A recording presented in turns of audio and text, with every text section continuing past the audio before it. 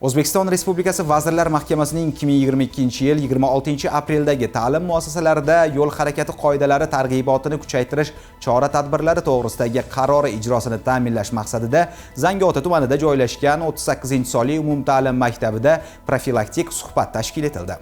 Mazkur tadbir yosh avlod o'rtasida yo'l harakati qoidalariga rioya qilish ko'nikmalarini shakllantirish, ularning huquqiy madaniyatini oshirish hamda yo'l transport hodisalarining oldini olishga qaratildi. Suhbat maxsus jihozlangan sinfxonada ko'rgazmali vositalar, yo'l belgilari namunalari va targ'ibot materiallari asosida o'tkazildi.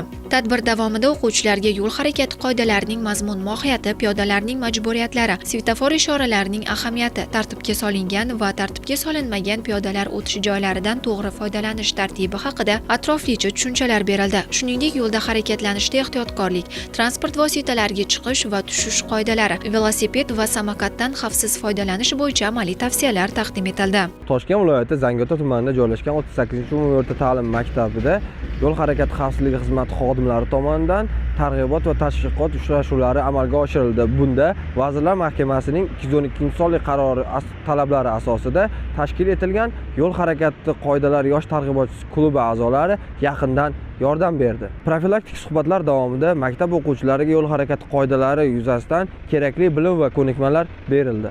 Bu kabi ishlar viloyatimizning barcha shahar tumanlarida davom etmoqda. Suhbat interaktiv tarzda tashkil etildi. O'quvchilarga turli hayotiy vaziyatlar misolida savollar berildi.